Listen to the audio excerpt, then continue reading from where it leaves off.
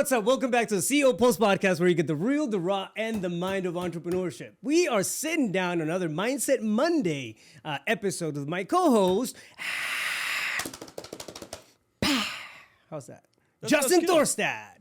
The crowd goes wild. Well, I really appreciate that you do a different sound effect every time. Yeah. It makes me feel important. Well, I mean, I put a lot of effort and thinking and creativity into all that stuff. Do you? That makes you feel I mean, important. it takes me about maybe 2.5 hours solid to put it together the night before. Yeah. Practice the vocals and yeah, I mean, it's a whole process. But You're getting better too. Yeah. Just a little feedback for you. Yeah, it's I'm the whole creative process. You wouldn't understand. So, fam, now we want to talk about something that's very important, right? And this is something that we challenge. I mean, we've had a challenge with in the past. I'll speak for myself on this, but I know Justin's on the same token. I know a lot of agents in real estate, when they join a brokerage and they start talking price points and offers and values, they come across the same issue, right? So what are you worth in dollars, not esoterically?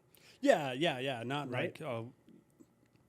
Like actual tangible dollars. Yeah. What's your worth? What's your worth? What are you bringing to the table in terms of value? And more importantly, how do you feel good with that? How do you become okay with, okay, cool. I mean, charging your worth, your value, right? If you've spent, for example, at this point, I've been an entrepreneur since 2007, right? So, I mean, there's a lot of years in there in terms of growth, in terms of experience, in terms of going to seminars and trainings and hundreds of thousands of dollars in education.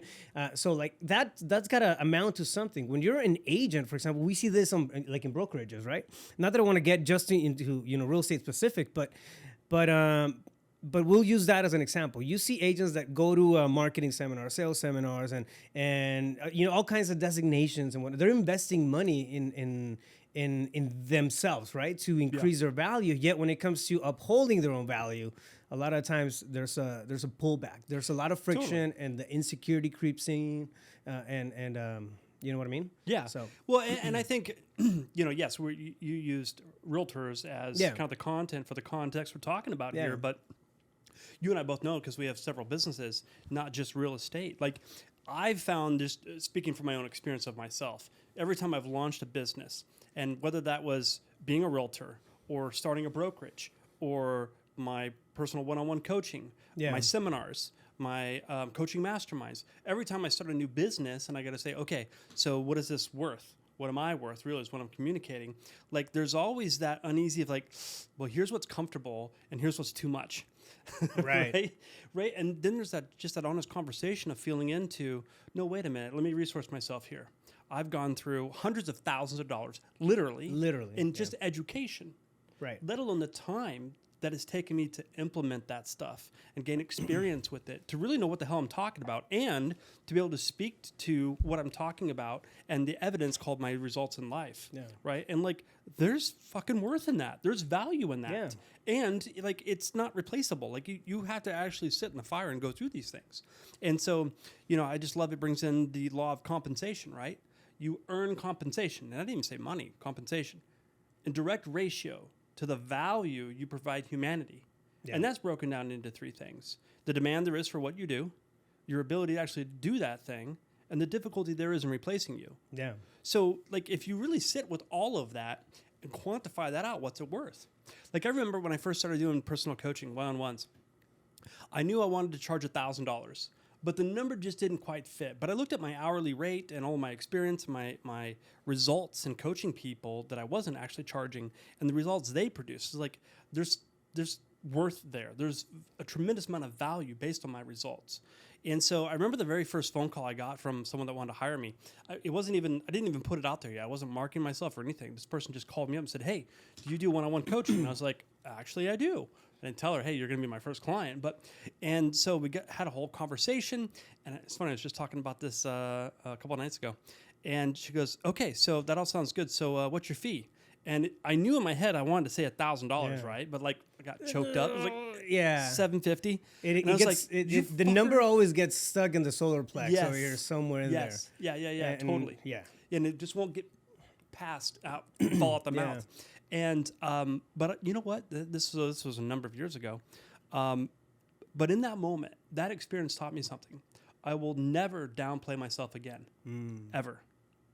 But, we bring up this conversation because, it is key for entrepreneurs. Like, are you willing to write down what you're worth with whatever service or product that you're giving and stick to it and declare it? And what I found for me through experience of all these businesses and setting what my fees are going to look like and so forth, like it takes a while. I'll say this, if you say your number and you set it quick with confidence and you're good with it, it's too small. Yeah. It is. You gotta increase that. And then it's going to take a little time to get the used self-image to to fit that. Be like, yep, that's my number. And I would never accept anything less. You know one thing, I mean, because we're talking, I mean, say that you list $1 million property, right? It's a big number. And if you're not used to that kind of, commissions or spreads or, whatever that is, when you're disclosing the fee, it's going to feel like a huge number, right? It's going to feel like, to get comfortable with that kind of stuff, I role played. Like I literally stood in front of the mirror and I was like, yeah, the fee for this is gonna be blank. And then it's funny, but even to myself, bro, just looking at myself in the mirror, it was a challenge to put that number out there. You're like, I'm full of in shit. my head, I believed it, right? Like absolutely, like this is the service that I'm gonna provide. And for example, take that to the coaching side of things. Take that to anything that we do as entrepreneurs, right? It doesn't necessarily have to be a commission, but it's a number. It's a tangible number, right? I think it really comes down to breaking that financial thermostat and that paradigm that we have in just fixed in our mindset, right? Because if it feels weird, if you feel stupid saying a number, yet you believe it inside, like that should be the number. There's a duality, right? There's got to be congruence between the two. Yeah. Well, I love what you said about you role played it, right? Yeah. Because again, it's one thing for people like watching this episode or any other education that you go to. It's one thing to understand the philosophy and to memorize that. It's a whole nother thing to get into action with it and initiate it and move that information down to your heart, to your core, where you know that's your truth. Yeah. Like to travel that distance is the longest distance you'll ever experience. Yeah. And so I love what you said about role playing it and even saying it in the mirror, something of that nature, because the more you say it, the more you have to step into being it, right? And so you're mentally, emotionally rehearsing that future success as if it's happening now. Yeah. So whether it's role play and or sitting down and visualizing it, meditating on it, seeing yourself with that client, saying those numbers and speaking to it like with confidence, a state of being that's like, that's the number. Of course, it's 6% commission. Yeah. And saying it with the utmost confidence and not breaking eye contact and not having a crackle in your voice and not, the tonality slumping down because so is your state of being. Really just coming out with it and standing behind that as your truth. Like that takes some repetition. And so do you want to practice right there in front of the client or do you want to practice before you get to the table? Yeah. I mean, make your runs, right? Yeah, like totally. If I'm gonna fuck it up, I want to do it in the mirror when it's by myself. Totally. But I mean, stepping back and then really looking at the bigger picture, right? It's really about embracing our value, like monetary value in dollars, not just the spiritual value, which I mean we've talked about that before, and who we are as individuals, right? That's one thing. Your own self-worth is one thing. What we're talking about is, okay, what kind of worth are you driving in from the world outside of you? Okay, what does that look like? Is that matching the value that you're putting out, or are you selling yourself short? And I'd fair to say 90% of people are selling themselves short. Yeah. Take realtors as an Dude, example. I love it when people just, this is it. And then they have this stupid high number. It's like, man, that's some confidence right there. I don't know if they're knuckleheads, but like that just intrigues me.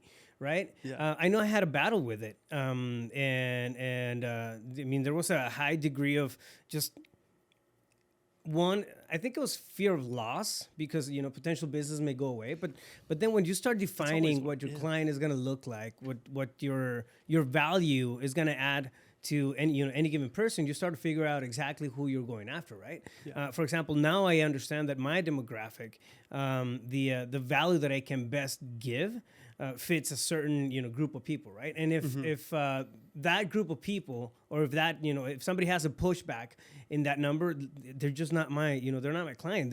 Somebody else can give them more value than I can because they're at just a different stage, right? So I had a mentor many years ago when I was into real estate. And he said, and it always stuck with me, absent of value, people seek price. And I thought, how can I incorporate that into my business, right?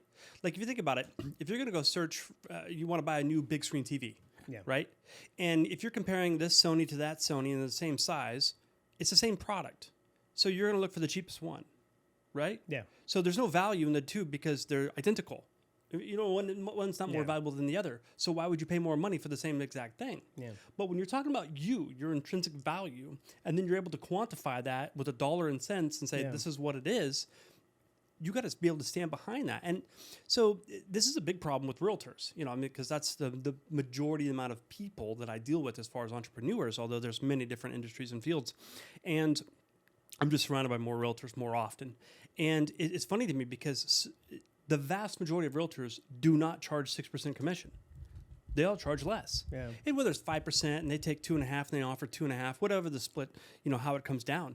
But it's like, and I remember when I dealt with that problem many years ago, and what drove that inability to really say 6% and say it with confidence was what you touched on earlier. I thought that if I didn't lower it, they'd go with somebody else that was cheaper or whatever, and I would lose out on the opportunity to earn that income. Yeah. So if you take a look at that, honestly, where that exists is a sense of scarcity.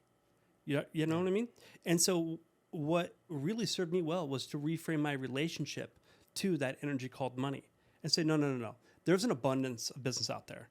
If I lose this one and I close that door because they're not willing to pay me what I'm worth, other doors will open. Now that took a tremendous amount of like intentional willpower and attention to be fixated on that as a truth and practice that and step into that. And I'll tell you, ever since I did that, I was never willing to accept less than that. One thing, and that resonates. One thing that got me too was, and this is outside of commissions, right? But for example, on the services side of things, when you drop the number out there and then people say, "Oh, I thought it'd be more."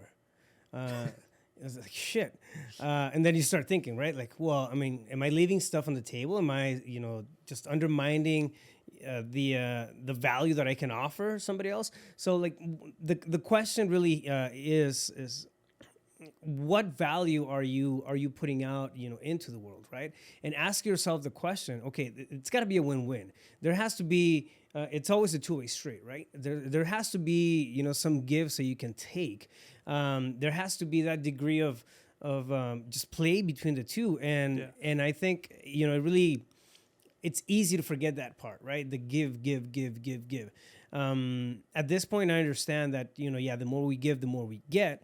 But I also have a strong hold on the value that I'm putting out there. When I try to get, when somebody tries to strong arm me or drive me in for, I don't know. I mean, you name it, right? We'll, even if it's discounts or stuff like that. I mean, I used to just give in real quick, and it's not a matter of it's not even a matter of the money. It's not about the the 500s you're gonna knock off or the whatever the amount is, right? It's not about that.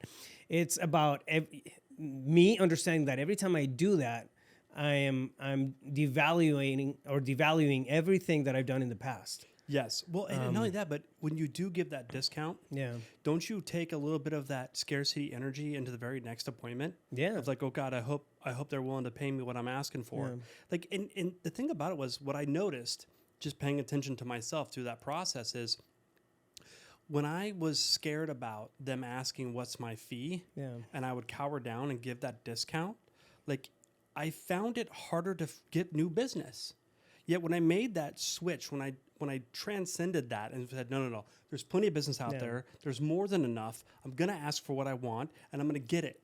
And I went in there semi-confident and said it, and I got it. And I started like leaning into that sense of abundance. Business just came to me. It becomes a new norm, right? It does. And again, we're using, real estate fees and whatnot, but I mean, take that into the space of investments. Take that, and I don't know, if you have an AC company, look at the same thing. Totally. How many times do people want to drive down their services? And I get it, right? Sometimes we give incentives and things here and there. If there's merit to it, I have no problem doing it. But if you're giving in because of a sensation of fear, that's a problem, right? Totally. a sensation of fear, or even worse, a sensation that well, maybe that's all I'm worth. Yeah, well, that. and that's just it. It's like if you think that's all I'm worth, and if I don't give them a discount, they're going to say no, then I won't get the business. It really is. You're validating that low number. You are. You're validating it, and therefore you're giving it your attention, and you're feeding it energy, and it's going to grow, right? So like at some point, you just got to get sick and tired of being sick and tired of taking discounts and not earning enough money and not getting enough business coming to you where you're always out there having to hunt it. Do you know what I'm saying? Yeah. Like there's another way with an abundance mentality. It comes to you. And it's funny because I remember the very first appointment I went on after I made that transition. And they said, so what's your fee? And I just looked them dead in the eye. I said 6%. Yeah. And inside I was freaking out. Freaking out. It's like, oh God, I hope he just takes it. And then you know what the guy said? Will you take less? Yeah. And at first I wanted to say, yeah. But then I was like, no, but I can appreciate you asking me. Yeah. And I was like, I was like, just fucking freaking out. And you know what? He goes, okay, good. No, I can respect that. I just wanted to ask. Yeah. I was like, holy shit, it worked. Yeah. Like some people are going to ask for a discount just because they feel compelled that they have to at least ask. Yeah. And just because you say no doesn't mean they're going to say no to the deal. Right. You know what I mean? Like, try it out. Give it a shot. Just one time. Like, you might shock yourself. Because, when you give it a shot and you actually get what you want and they're willing to pay your fee, the end result of that experience is a new elevated emotion. Yeah. And that new elevated emotion you get to anchor inside and utilize as your new truth. And then start operating from that space. But it's never going to turn around until you open your ask hole for what you want. Do you know what I'm saying? Yeah. It's a very eloquent way to put it. You like that? Yeah. Ask hole. Yeah. Ask hole. Yeah. Well, my stepdad, when I was super, super young, I watched him. He was an entrepreneur. Not a hugely successful one, but nonetheless, he always worked for himself. Yeah. And he said, you know what? You don't deserve anything you don't ask for. Yeah. And I was like, damn, there's a lot of truth in that.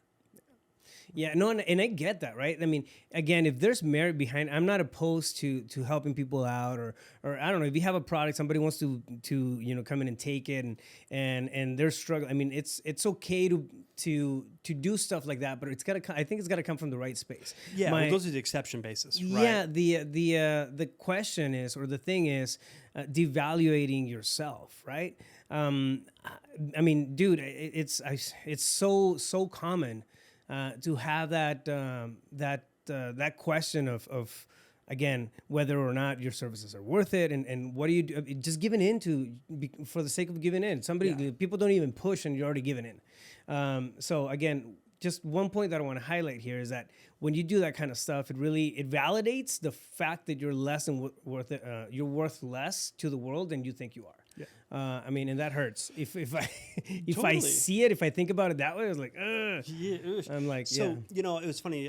This is a great topic. It's very timely. So last Tuesday, I had a mastermind with the top earners in my brokerage. And the vast majority of them are team leaders. And so we were talking about, what is your worth and articulating that. So it's funny you bring up this topic today. But we were going through the room and some of the people that are new at starting a team were like, well, I don't really know what my value proposition is. So, okay, great. So why don't you tell me, so this is an exercise for you people to do at home, just write down, what is it you're really good at? And so she started naming things off. Well, I'm a really good coach in the fact that I'm honest and I'm direct with feedback. And that's a great fucking skill, man. Yeah. Most people have not mastered the art of feedback because they're still concerned with how what they have to say is going to land. And what if I hurt their feelings and they get pissed off? I got to be likable. I need to be liked instead of respected and all that other kind of bullshit. And so, we just started listing these things off and I circled the top 3 and I'm like, do you have any idea the amount of value you bring to the table just with those 3, let alone these other 6 things that you just stated? And what is that worth? And I said, actually, do I possess those? She's like, well, of course you do. I said, that's why you came to work with me, because I have those. And what was that worth to you? So if you possess those too, what are you worth? You know what I mean? So the activity at home is take some time and even mind map it out. My worth, my value, and what are some of the skill sets that you have and things that you've been working to develop. Get pragmatic with it. Get pragmatic. Break it down. Break it down. Get pragmatic. What I mean by that is just actually have a checklist of the stuff that you're giving out to the world or you're providing the world with. Because again, this is not coming from this conversation. I mean, maybe just kind of like borderline mindset. but I think it plays well into it. But it's about, again, understanding, right? With with nuts and bolts, what you're bringing out and what you should be bringing in, and being okay with it from that standpoint. Well, it is mindset because you know wealth is a mindset. You build wealth through that way of thinking. Yeah. You know what I mean? And if you don't know your worth and therefore you're not charging that, like how are you ever going to build wealth? How are you ever going to attract enough business? Or are you always going to have to be out there hunting? You know, like I love your saying, man, hustle's a season, not a business strategy. Yeah. And a lot of entrepreneurs, unfortunately, hustle is a business strategy. Yeah. They got to be on it 365 days a year. The long-term business strategy. Yeah, and it's so ineffective. Yeah. Ineffective, right? Yeah, it's a tool, right? I mean, hustle is a tool. I mean, that's really what it is. We need it to get going, to get through the tough times. I mean, the hustle, the tenacity has to be in there. Of course. But, I mean, you got to have other ways of coming about things. One of them is giving yourself your own worth. Yeah. So, ladies and gentlemen, for those of you watching, like, write out those skills and qualities you possess, that experience that you have, what sets you apart from your competition. There's things there. You may not be willing to look at it, and maybe you get with somebody that knows you really well and ask them for their opinion and feedback, or somebody else in the same industry and brainstorm these things. And then take a look at your competition and what they're charging, and look at some of the top earners, maybe the people that you respect or want to emanate, or so on and so forth, and charge what they're charging. It won't fit at first, and that's the whole damn point. You got to step into that elevated state. You know what I mean? If you have to grow into it, you'll grow into it. Totally. One thing that I do now, man, and again, this is to kind of battle the. I really had a dilemma, right? I mean, should I, for example, if I'm putting together a training, and the the dilemma of discounted rates and all that stuff. I mean, honestly, I think it's worth the time and money and I mean times 10, 20, 30, like the stuff that we're going to be going over. Anyways, that's how much I believe in the content of it, right? Yet I still find myself wanting to just kind of give in to that discounted thing. Like it's a total duality. It's not. It's going in the exact opposite direction of where I want to go, right? Yeah, but I think it's a normal tendency. It's that default. Yeah, it's that default thing. So what I started doing, I mean, I just asked myself, okay, cool. If I feel split because I want to help somebody, and then the price thing is really an issue. Okay, let's find a way to create a win-win out of it. I will not do just a discount for the sake of doing a discount. Sure. Because that's taking, I mean, think about it, right? And if I'm spending time with somebody on something and I'm helping them out, I'm taking away time from my friendships, my family, my kids, you name it. Myself. Yeah. Right? And I'm putting it there, but they're not valuing the value that I have as a professional, right? That's really what it comes down to. It may be this is unpopular topic or opinion, but this is really important too. I do believe that. Well, you're absolutely right, and I don't mean to derail you, but this is really important that I found is that, so let's say you're one-on-one type coaching, right? If you were to discount that because they couldn't afford it or something of that nature, you're also communicating to them that, hey, you're not capable to come up with solutions and be resourceful to pay me my fee. No. Like you're incapable. And it's not true, because if they do see value in it, they'll borrow a family member's credit card or whatever it takes to get them what they want. And there's a lot of value for them to go through that struggle in order to get what they want. Yeah. And so if you take that struggle away from them, you're actually like clipping their wings, man. Yeah, I agree, because it's not... well, for example, this is what I do to cope with that, right? With in my head, I don't feel like shit because I'm not doing a discount and I'm not devaluing myself. Like, how do I create a win-win? All right, and it's basic negotiation 101, but it's if you're gonna give something, what are you gonna get in return? All right, and I really see it that way. It doesn't have to be money, right? You said it, compensation. It has to be compensation in some way or somehow. So I'll throw in, for example, that something that calls for merit, and then that will justify to help them out with the price drop or do whatever, right? So you're talking like a barter type system. It's not. Right? I'm not discounting. I am not. I'm doing an exchange, right? I'm trading cash for something else, but the value is still there. It's not a discount because I'm not just giving into it. Equal exchange of value. Exactly. So it's still an equal exchange of value, and I'm upholding my worth, right?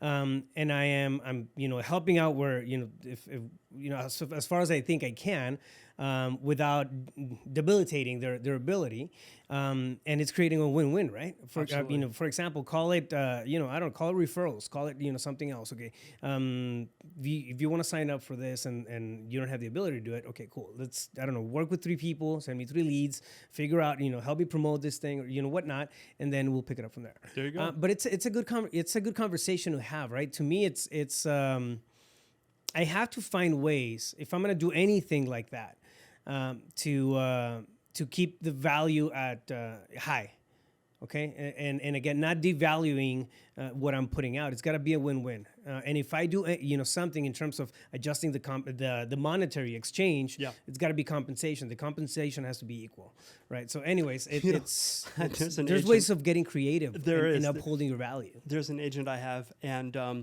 I figured all the details, and not to bore anybody with a long ass story, but basically the gist of it was the realtor ended up having to pay for a dumpster to be dropped off to do a kind of a trash out, and the owner didn't have the money.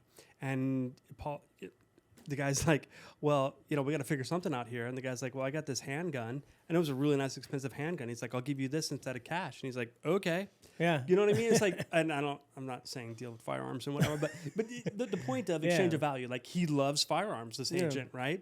And the guy didn't have the cash and was willing to let go of this and offered it up. So the value is being, it's being upheld. Exactly. Because again, anytime that you take less than what your value is, you start dishonoring yourself.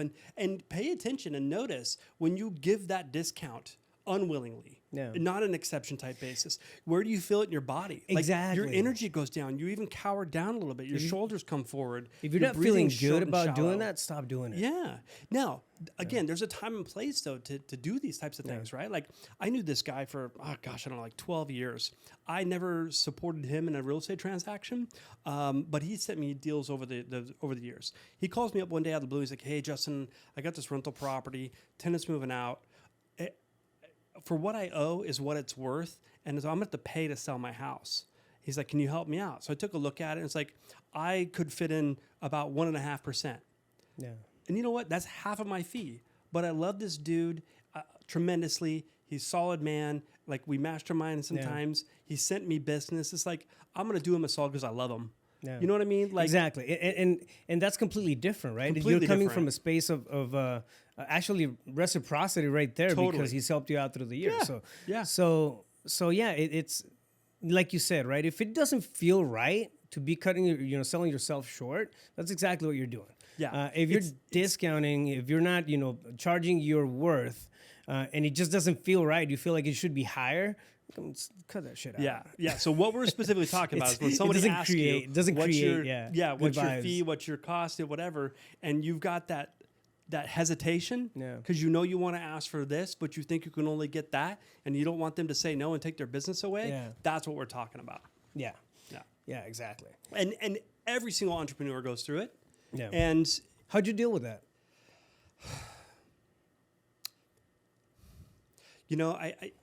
It's actually come up every time I start a new business and I go to set new fees and so forth. Again, when I was an agent, charging 6%. When I started a brokerage, setting the economic models, the split plans, and all of that for agents. And I ended up elevating all of those too, realizing the cost of doing business and all of that. With my personal coaching, with my seminars, I just upped the tickets again. It's like I deal with it every time I launch a new business. Yeah. So I don't think it ever fully goes away. And I know my damn worth, right? Yeah. But it still comes up. And so I think it's just an ongoing thing. It's just a practice. But it is also an awareness of, no, wait a minute. I'm doing this thing because what I have is of value to people. And then the law of compensation exists. And I'll be damned if I'm going to live in scarcity mode. Like, I'm an abundant motherfucker, right? So, like, I always deal with it in launching new businesses, and I'm launching lots of them. And so now I look at it as just an opportunity to remind every time it comes up, it's just another opportunity to remind myself that I am of value and I am abundant. So here we go. Yeah. And so it gets easier and easier as you practice it. That doesn't mean it ever fully goes away. Yeah, and I think it's almost an adopted expectation, right? At some point, the uncertainty is going to be there, but you know how to react to it. Now you have this space of awareness. Okay, cool. This is what I'm worth. I'm not gonna backpedal on stuff. And I mean, you have to. How does the saying go? If you ask the universe for a penny, or that's all it's gonna deliver. Oh, yeah. I forget, but I know what you're talking about. You bargain with life for a penny, and a penny's all you got, and you could have gotten. You could have gotten more. Yeah, you totally botched the shit out of that, and I didn't dude, support you. That's kind of my thing. I just especially today, huh? fuck up the shit out of like sayings. Yeah. So, there's something else I was going to say, but it escaped me now with your comedy. Yeah, but I mean, I think it's very true, right? Look at brands. Shit, look at brands. You have the exact same, materials in a purse, just because it's got a different logo in it, and then it's worth, I don't know, $3,000 more. Yeah. Or shoes or whatever. It's branding plays into it, but I like, what's the mindset behind that one person that came up with that, right? So, I mean, absolutely. That's what I'm talking about. So figure out, ask yourself, go through that little session and ask yourself what kind of value you're bringing to the world. Do a checklist. You're gonna find out there's 7 to 10 things in there that are really, really cool, and people will pay money for it. Start charging what you're supposed to be charging for that kind of stuff, because money is it's a magnification of who we are. All right. 100%. We can't be entrepreneurs. We can't inspire. We can't lead. We can't empower. We can't do any of that stuff if we're not sitting on a solid basis. And that solid basis is success. It's wealth. So, I mean, it's just feed that, and it's going to feed the rest. Yeah, I agree completely. Self-worth, and that's, that's what I mean by that, right? And so sitting down and take a look at what is your experience, your knowledge, your expertise. Yeah. How do you serve? Are you an abundant mindset, or are you in scarcity mindset? And start just penciling these things out. Set aside some time to sit and have these sessions night after night after night, and sit with it. And sit down and, I'm a huge meditator every single day, and visualize you saying these things to a client or prospective customer. And you've got to mentally, emotionally rehearse that future success, and so that it will be. Otherwise, you can practice on people when you get to the table, but your chances of success are going to go up exponentially. Yeah. The more you sit and role play with yourself, the more that you step into that before you even get to the table. Yeah. That preparation is worth everything. Yeah, I completely agree. So there you guys have it. Justin, if somebody wants to get a hold of you, where's the best place to find you? Best place, justinthorstad.com, or my cell phone number, 602-348-8534. I'm telling you, we're going to be famous one day, and you're going to be regretting that number. Yeah, it'll be out there all over YouTube and shit. And hey, no, I love it. I love supporting entrepreneurs and closing that gap from where they are to where they want to be. That's what gets me out of bed every single morning. It fulfills me. So don't throw me with a phone call. It's a good time. Yeah, definitely. And do us a favor. If you're liking the content that we're putting out there for you guys on a regular basis, make sure you subscribe, like, and share. Spread the word. Push the channel to somebody else who you might think can benefit from the conversations that we're having. You can find me at Rafael Cortez, CEO, on all social media and YouTube. Did you have to say that with an accent? Rafael, I got to roll my R's, bro. I'm just jelly. Yeah. So, Rafael Cortez. Rafael Cortez, CEO, on IG and YouTube and MySpace and all those. Yeah.